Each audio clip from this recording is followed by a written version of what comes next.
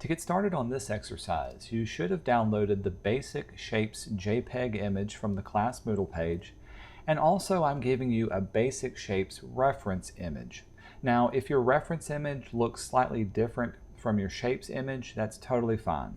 The whole purpose of this reference image is just to give you an idea of how the shadows should fall and form on these basic shapes. Once we get into Photoshop, feel free to riff on this or to do your own variation, but this is simply meant to be a guide for what you create and doesn't have to be copied perfectly. So to get started, we're going to launch Photoshop, and let's go up to File and down to Open and locate that basic shapes JPEG. Once we open, this will create the document the size exactly how we want it to be. The first thing we want to do is to look in our Layers panel, and we're going to do something special. I want to be able to see my reference image alongside my regular basic shapes image that I'll be working on. But rather than having two different documents opened up, I'm going to create two different artboards. Now, traditionally, Photoshop only uses one artboard at a time, but the latest update allows you to have multiple artboards, kind of the same way Adobe Illustrator does. In order to do this, let's go up to File and down to Place Embedded, and let's locate that basic shapes reference PNG file. We'll place that in here as well. Now, since we're placing it embedded, it's going to ask you what size do you want to make it. I'm just going to keep it the default size and hit the checkbox at the top to lock in that.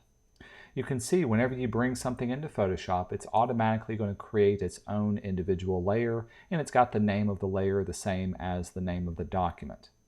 What we want to do is now place this outside of our drawing area.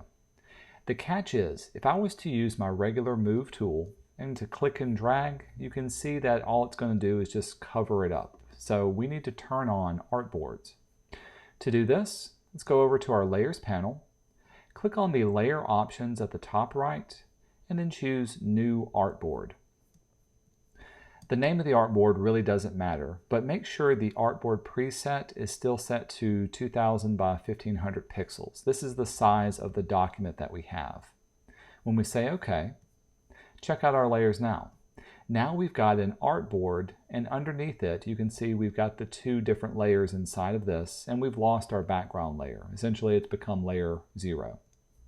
Now with the artboard created, when you use your Move tool, select the basic shapes layer. You should be able to click and drag it, and when you keep dragging it will pop off onto the side. Notice now that it's outside of that area. It's also above the artboard area. This means it's outside of this main artboard that we're drawing on. You can zoom in and out by doing Command and the minus or plus key, and you can place this reference wherever you want it to be. As long as it's outside of it, it'll stay there. Notice that if you accidentally put part of your image inside of that artboard, it's going to put it all the way into that artboard as well. So make sure you keep it all the way on the outside edge to work on. Once it's there, we can return to our Layers panel. I'm going to go ahead and just lock this down so I don't accidentally work on my reference layer. I'm going to select layer 0 and let this be my new background layer that we can work on top of. I'll do Command 0. That will automatically zoom in for me. I'll do Command plus one more time. This way I can see everything and be able to work on top of this area. Now, when I shade each one of these different shapes, I want each shape to have its own individual layer. So in order to do this, we're going to go to our Layers panel and let's create one new artboard and take it one shape at a time. The easiest one is the sphere, so I'm going to make one for the sphere. And I'm already going to lock down layer 0 so I don't accidentally work on that layer. With the sphere layer selected, the first thing we need to do, I'm going to do Command plus to zoom in, is we need to give this a base color to work in. Now there's lots of different ways we can fill this in. Of course, you can grab your brush tool, and with the brush tool we can go in and start to paint it in. Let's grab a regular paintbrush. I'm going to use a general brush, and very, very carefully I can go and start to paint this in. But to be honest, if I use my paintbrush, that's going to take a long time to do. So I'm going to undo all of that. Instead of using the paintbrush, I'm going to look in my tool panel for my paint bucket tool. With the paint bucket, by the way, if you don't see it, it's hiding underneath your gradient tool. This tool allows you to quickly fill in like colors. Now before we do this, we need to look at our paint bucket settings and make sure everything is correct for this one. First off, make sure your foreground color is selected and we're working in normal mode with 100% opacity. The tolerance is how much or how little you want to vary the color that you're trying to fill in. In our case, it's just a solid white, so we don't have to move this at all. What we do want to have checked on is contiguous and also all layers. The reason for contiguous is that it will stay inside of one entire area. The reason for all layers is because we want it to look not just at this blank sphere layer, but also the layer that's underneath it. So when I click on it, notice that I have black as my fill color. Let's go ahead and change up that. I'm going to set it to be just kind of a mid-tone. So mid-tone gray, one click should do this. While we're here, let me demonstrate what it will do if we didn't have contiguous or all layers turned on. I'm going to undo that. Without contiguous turned on, if I back out, whenever I click inside of this white area, it'll pick up all of the white areas on all the different spots. And that's more than we want just in our sphere area. So I'm going to undo that. If I didn't have all layers checked on, when I clicked once, it's going to fill in the entire area. This is because it's only looking for the like pixels within that blank or transparent layer that I was working on. So that's why it's important to have both of those turned on for this particular instance. Sometimes you'll want them also turned off. So now that I've got my sphere filled in with just a solid mid-tone of gray, now I can go on top of this and start to paint my highlights and my shadows. Now adding those tones is going to give us a unique challenge. I'm going to go over to my toolbox and grab my regular brush tool. Do keep in mind we want the brush tool and not the color replacement or the mixer brush for this one. With the brush tool, I'm going to go up and select just a soft edged round brush, and do make sure you're working at 100% opacity and 100% flow for this right now. Next, we can go down to our foreground color picker, clicking here, and I'm going to go ahead and choose either a real dark, let's go and go all the way down to just a solid black. When I start painting on this, I want to be sure to stay inside of my circle area.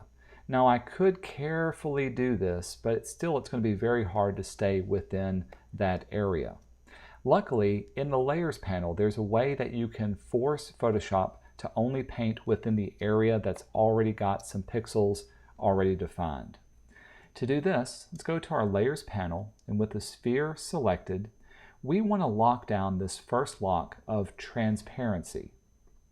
This means any transparent pixels, any part of this layer that doesn't have a pixel on it is going to remain transparent, and we're only going to paint inside of the area that's got some pixels, which is in this case the circle. So now watch what happens when I start to paint. Automatically it stays right within that area. So very easily and very quickly it lets me stay and work within that particular tone. Another issue that I have is that you can see when I paint, it's automatically turning black really quickly. One way to give yourself a good gradation or a smooth blend of tones is by adjusting either your flow or your opacity. I'm going to drop down the opacity. Let's see, we'll bring it all the way down to about 20-ish%. Now when I click and drag, you can see that it's only going to put down not 100% black, but about 20%, and I can slowly and methodically start to build it up. So that's one way that you can start to shade in an area. Remember, if you make a mistake, you can always do Command Z and undo it, or you can grab your eraser and you can erase it away. The downside is if you use that eraser, it's going to start erasing away those gray pixels underneath. But if I choose this, and instead of using black, let's again go back to our midtones of gray. This is where I can go in and paint exactly what I want. Because I'm using a soft edge brush and also a soft low opacity, this makes it very easy to blend in and create the shadows that I need for my for my sphere. Another good tip to know about painting spheres or painting these in is to work with a large brush. If your brush is way too small, I'm going to make my brush really, really small. It's going to take forever and it's going to look very streaky to do this. Instead, try to keep your brush size relatively large, maybe even larger than this. Around 200 pixels tends to be a good size for this particular one. And because it's so large, very easily and very quickly you can see how it blends in.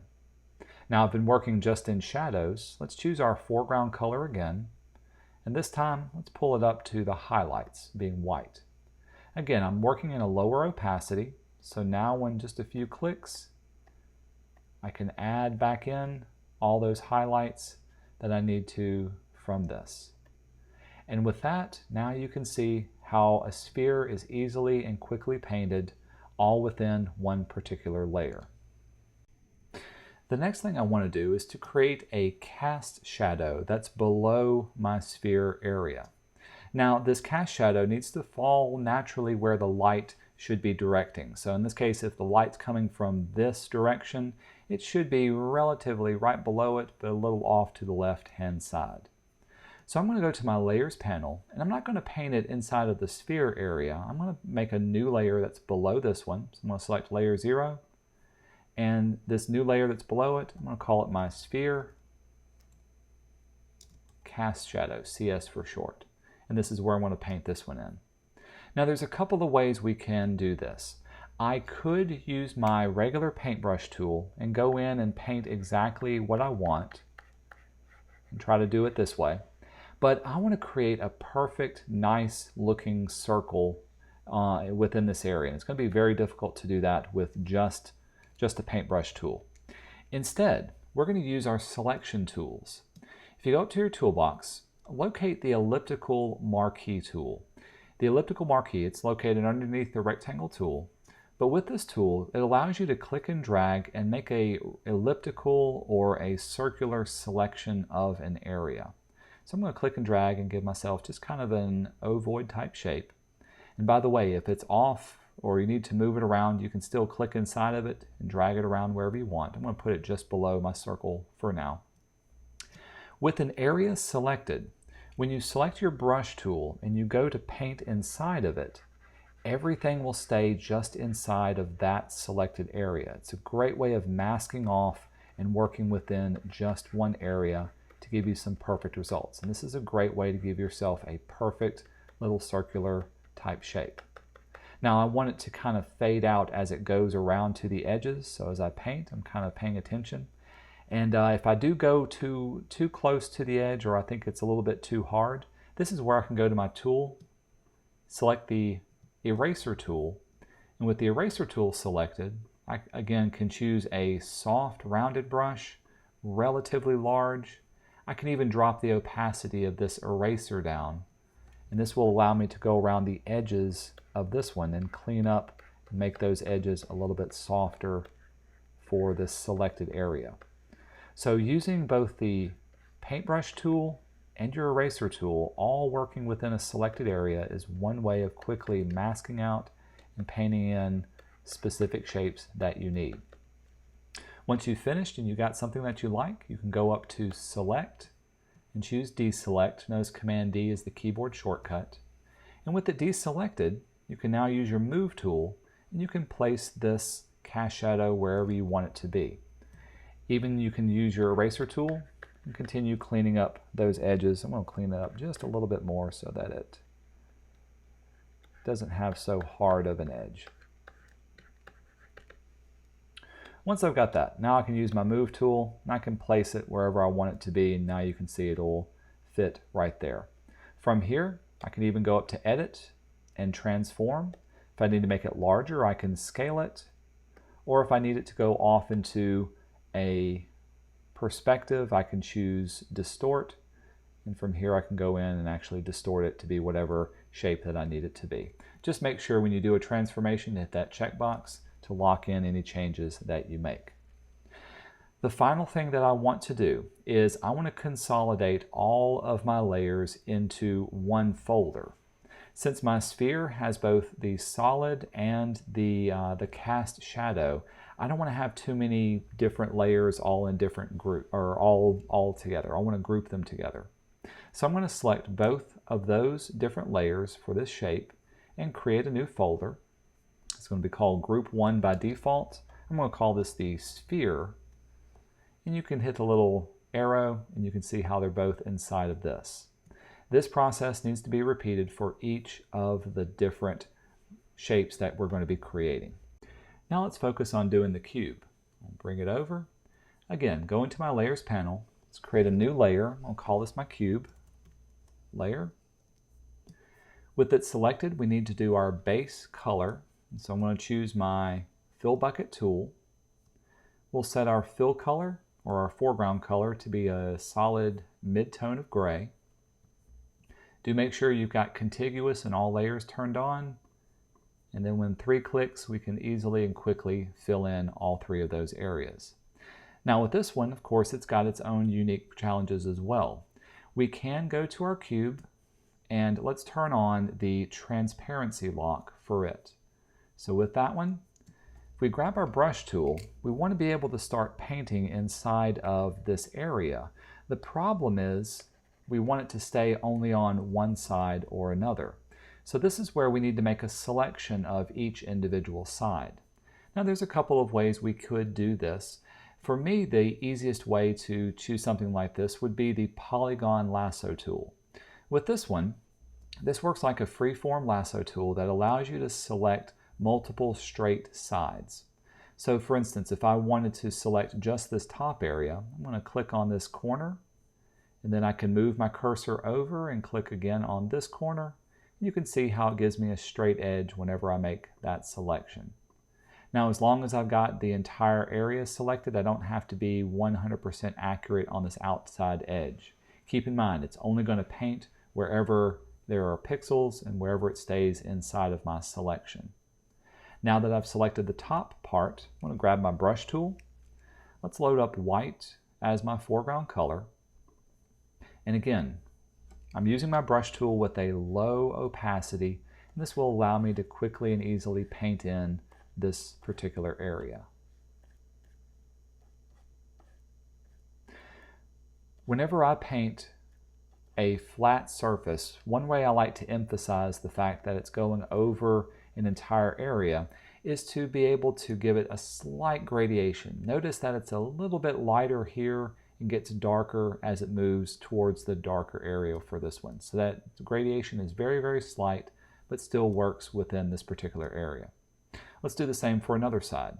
So for this one, I'll grab my polygon lasso tool, go up to select and deselect that. Let's select this left-hand side. Clicking on the corner, all the way to this corner, down to this corner. And then I can continue lassoing outside of this edge up to here. This edge, if the light's coming down, may not be as dark, or excuse me, as light as this one, so we'll keep it more of a mid-tone. We'll highlight this, and I'll bring it down closer to a mid-tone, not 100%, but a little bit lighter. Grab my brush tool, and I can go in and start to gradiate out from here. Again, build up all the way to that. Do try to make your painting as smooth as possible, but if you need to, you can always go back in, maybe select a little bit lighter or a darker color. Let's make this a little bit darker. There we go. And then let it gradiate out into there.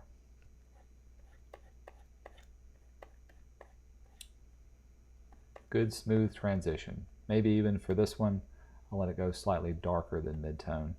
We'll let that darkness show up along this edge. Once I've got that done, now let's do the right-hand side and have that be the shadow edge of this form. We'll go up to select and deselect. Again, grab your polygon lasso tool. And by the way, I'm using my regular mouse to make these very precise selections. It's just much easier in my case to do that than having to use my drawing pad. All these areas now selected. This is going to be in shadow, so my foreground color, we'll set that to be near black. Grab my brush tool. We'll make my brush much larger. Remember to work with a large brush. Low opacity, so all I've got to do is go over it a few swipes, and you can see how it slowly transitions and builds up to the dark area that I want. Again, select and deselect, and now I've got my cube nice and well shaded. If you need to, you can go back in, make another selection, and lighten up any area that you want to from this. But all of your highlights and shadows and midtones should be within that cube area. Once I've got this done, let's make a new layer. I'm going to drag this layer again below my cube, and we're going to call this the Cube Cast Shadow, CS for that one. Working in this area, I need to create a cast shadow. Now, if you don't know what it looks like, we can zoom out and let's look at our reference. The cast shadow for a good cube connects from one end, and it's got a couple of straight edges that would actually connect to this back hidden edge that's back there. So to do that, we can again use our polygon lasso tool. With it selected, we'll zoom into our area. I'm going to select here. We'll go out, up, and over, and connect back to this back edge here. To be honest, we're making it up since this is just kind of a rough area. With that selected, and we're below our cube, now when we choose our brush, we've got black selected, we can paint it in and let it get darker as it gets closer to the cube form itself. So that's the gradation that we have. With that done, we can go up to select and deselect, and now we've got our cube nice and painted on two different layers. Since they are on two different layers, hold down Shift and select both of the layers. When you click on your group, this will place them inside of a new folder. We'll call this our cube folder. Now let's focus on doing the cylinder. We'll zoom into it. Go to your layers panel. Let's create a new layer on top of the cube layer. Rename it cylinder. And with it selected, let's grab our paint bucket tool and let's set our foreground color to be a mid-tone of gray. We'll say OK to that. One click for each area to fill that in. Now the cylinder has kind of a unique shape. It's going to be very difficult to select using both the rectangular marquee as well as the lasso tools. So what I would suggest using is the magic wand tool. With the magic wand, just like with the paint bucket tool, this lets you quickly and easily select similar or like colored pixels. With it selected, make sure you've got the tolerance set to about 30 and also contiguous turned on. With contiguous turned on, this will let you click inside of one area and it will select just that area of gray pixels without picking up on the other area that's already set apart for this one. Now with it selected, we can grab our brush tool. Let's do both some highlights and shadows. I want to do my shadows first. Set your foreground color to be a solid black. And again, I'm working with a very low opacity, somewhere between 10 and 20% works best. And for a cylinder, the shadows go directly across the length of the plane that you're painting. So you're not going up and down like this, you're going across the plane this way. Let's undo what I just did. So it does take a bit of a steady hand, and since I'm working with a low opacity, we want to slowly build it up until it gets either darker at one top, let's make it super dark down at the bottom. So several passes, got a nice large brush, especially getting quick lower and lower, darker and darker down here at the bottom, till it creates the illusion of a circular plane all the way down here. And you can make it as dark as you want, more or less passes. Once I've got my shadows established, let's set our foreground color to be a solid white. Now I can go into this middle band and start to add a little bit of a highlight. Maybe I'll make my brush slightly smaller and paint in this one.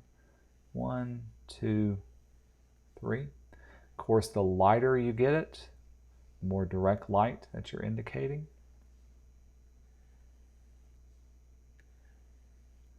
That gives us the highlight that we're looking for. With that done, let's deselect the area. Go up to Select and Deselect. Now let's choose our Magic Wand tool one more time and click on the flat plane that's on this particular edge. We'll drag it over. Grab our brush tool. Now with this one, the light's coming in more of a direct in this area. So it's going to be lighter on this side. It's going to get darker as it goes off in this direction. Doesn't have to be very, very stark of a difference. If anything, it can go from light to more of a mid-tone. And you can keep it something like this, or you can set your fill color to be a little bit darker, maybe not 100% black, but give it more of a darker edge. Set to there.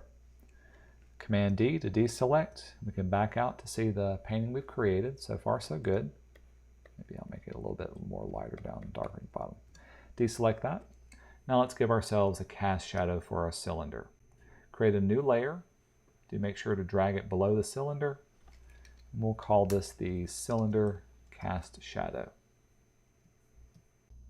Now for this one, pay attention to your light. Since the light's coming from kind of in front of it and going backwards, we're going to let the shadow cast backwards from this edge. For this one, I'm going to use my regular polygon lasso tool, and I'm going to select the area from this bottom corner to this corner, and then kind of let it go straight back from here. So it's not going to have much of a shadow, but it's going to be enough just to give ourselves the illusion of depth. Grab your brush tool. With it selected, we can paint on that area, getting it a little bit closer underneath here. Command D to deselect. That's all that we really had to do for that cast shadow. And now we can return to our layers panel, select both of your cylinder layers and create a new group. And we'll call that cylinder for that one. Finally, let's do the cone. Zoom in on it. Go to your layers panel, create a new layer on top of the cylinder. We'll call it the cone. With that layer selected, grab your paint bucket tool. You know the rest. Fill it in with a mid-tone of gray. With that done, we can go in and turn on transparency lock for this one. Grab your brush tool. And let's load up a shadow edge. So foreground color turns to a shadow. And you can look at your reference, but remember the shadows on this go from the tip all the way down to the base. So I'm just doing straight lines from the top all the way down to the bottom of that cone. And it should look something close to or similar to that. Again, you don't want it to be streaky. You want to try to make it as smooth of a transition as possible, and that's only best accomplished by lowering your opacity. From here, let's swap over to have a foreground or foreground color of white, and then the white will have a streak right here in the middle. It gets slightly tapered out towards the base. It gets thinner, so I'm going to get me a smaller brush all the way to the top edge up to the top. This simply takes practice, but the more you practice it, the easier shading will be for these basic shapes, especially once you start to do this in color or practice it on real shapes as well. Again, if you find yourself messing up, simply go back in with another color and then paint in whatever local color that you need to fix that particular area. Once we've got that established, now we need to go in and do our cast shadow for the cone. Create a new layer, make it below your cone, cone cast shadow. And from here, you can either free paint it or let's use our selection tool for this one. So again, polygon lasso tool will give us these nice straight edges that we so desperately need. We're going to let it go straight out from one edge and back down to this area. Oops, now I do see one mistake in doing that. Notice my cast shadow is going to be going off to the left, but my highlight indicates that it's going off really more towards the back right. So really something like this is what it should be. That looks more natural. Always pay attention to your light sources, the direction that the light goes. Now that we've got it blocked off, grab your brush tool, make my brush a little bit larger, and then let it get darker as it comes closer to your actual object, and then gradiate out as it goes beyond there. Give ourselves more of a solid black. That's off by a bit. There we go. That dark value of black is what's really going to give it good contrast. Deselect. Now we've got all of the different basic shapes already done. If you do find yourself needing to change up anything, feel free to go into any of the layers and make changes and adjustments as needed. For instance, I think this cast shadow is a little bit too high up. So I'm going to select it. We'll go up to Edit, down to Transform. This is where I can either scale it or transform it. I'm going to scale it down just a bit. Hold down Shift and lock in that transformation. I think that looks a little bit more correct. Now let's go to our Layers panel. Select both of those by holding Shift and clicking on them. Make a new folder. This will be our cone folder with this one. Now that we've got all the basic shapes done, we need to save this up as a Photoshop document, and that's what we'll upload to Moodle for your grade. So we'll go up to File, Save As.